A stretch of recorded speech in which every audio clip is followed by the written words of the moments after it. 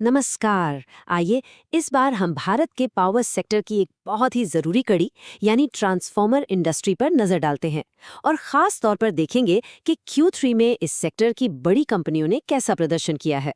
तो आज हम क्या क्या देखने वाले हैं। सबसे पहले बात करेंगे भारत में बिजली की बढ़ती मांग की। फिर समझेंगे कि इससे ट्रांसफार्मर बाजार में क्या मौका बन रहा है। इसके बाद Q3 के नतीजों पर नजर डालेंगे, पहले एक हेडलाइनर कंपनी की, फिर उसके कुछ और साथियों की, और आखिर में इन सब से क्या बड़ी तस्वीर निकल कर आती है वो भी समझेंगे। तो चलिए शुरू करते हैं। सबसे पहले ये समझना जरूरी है कि इस सेक्टर में इतनी हलचल आखिर हो क्यों रही है।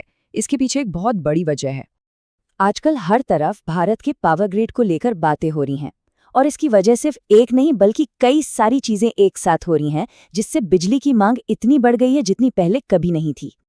देखिए, एक तरफ तो हमारी इकोनॉमी और आबादी बढ़ रही है, तो जाहिर है बिजली की खपत भी बढ़ेगी। दूसरी तरफ हम सोलर और विंड एनर्जी जैसे रिन्यूएबल सोर्स को अपना रहे हैं, और इन नए सोर्स को ग्रिड से जोड़ने के लिए पूरे सिस्टम को अपग्रेड करना पड़ता है।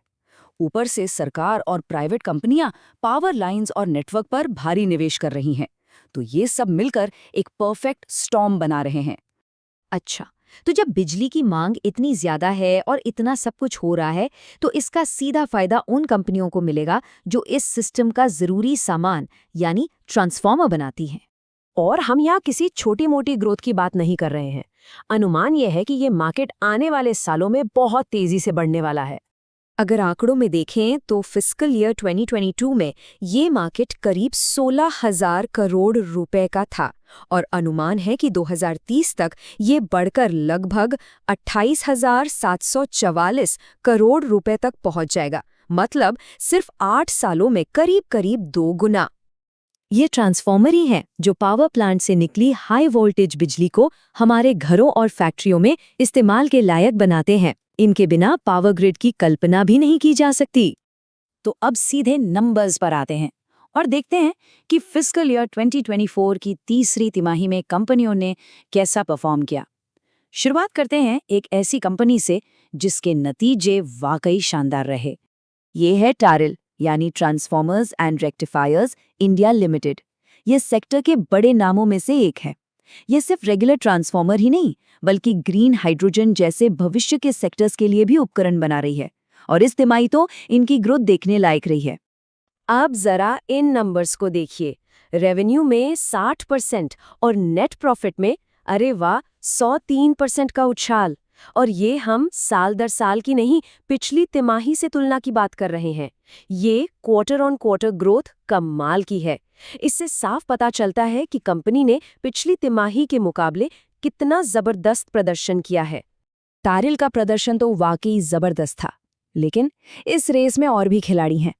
चलिए अब आगे बढ़ते हैं और देखते हैं कि बाकी 4 बड़ी कंपनियों का हाल कैसा रहा। सबसे पहले वोल्टाम ट्रांसफॉर्मर्स। ये company power, oil and gas से लेकर अब डेटा सेंटर्स जैसे नए सेक्टर्स को भी अपनी सेवाएं दे रही हैं, और इनकी ये तिमाही भी काफी मजबूत रही है। वोल्टाम के नंबर्स में जो चीज सबसे खास है वो है इनकी कंसिस्टेंसी। रेवेन्यू में देखिए, क्वार्टर ऑन क्वार्टर भी 30% ग्रोथ और ईयर ऑन ईयर भी 30% ग्रोथ। ये एक बहुत ही स्टेबल और मजबूत रफ्तार को दिखाता है। अगली कंपनी है इंडोटेक। ये पावर, डिस्ट्रीब्यूशन और स्पेशल एप्लीकेशन ट्रांसफॉर्मर्स बनाने में माहिर है। यहाँ देखें तो पिछली तिमाही के मुकाबले ग्रोथ थोड़ी धीमी है, लेकिन अगर पिछले साल की इसी तिमाही से तुलना करें तो नेट प्रॉफिट में 31% की बहुत ही अच्छी ग्रोथ देखने को मिली है। अब बात करते हैं शिल्चर टेक्नोलॉजीज की। ये कंपनी खास तौर पर डिस्ट्रीब्यूशन ट्रांसफॉर्मर्स पर फोकस करती है, यानी वो ट्रांसफॉर्मर्स जो बिजली को सीधे एंड यूजर्स तक पहुंचाते हैं। यहाँ एक इंटरेस्टिंग चीज है, पिछली तिमाही की तुलना में थोड़ी गिरावट दिख रही है। अब ऐसा कई वजहों से हो सकता है, जैसे किसी बड़े प्रोजेक्ट की डिलीवरी आगे पीछे होना, लेकिन जरूरी बात यह है कि पिछले साल के मुकाबले कंपनी अभी भी प्रॉफिट में 20% ऊपर है। और आखिर में देखते हैं अपार इंडस्ट्रीज को। ये इस लिस्ट में मार्केट कैप के हिसाब से सबसे बड़ी कंपनी है। ये सिर्फ ट्रांसफार्मर ही नहीं बल्कि केबल्स, कंडक्टर्स और स्पेशलिटी ऑयल्स जैसे कई और प्रोडक्ट्स भी बनाती है। अपार में भी हमें शिल्चर जैसा ही ट्रेंड दिख रहा है।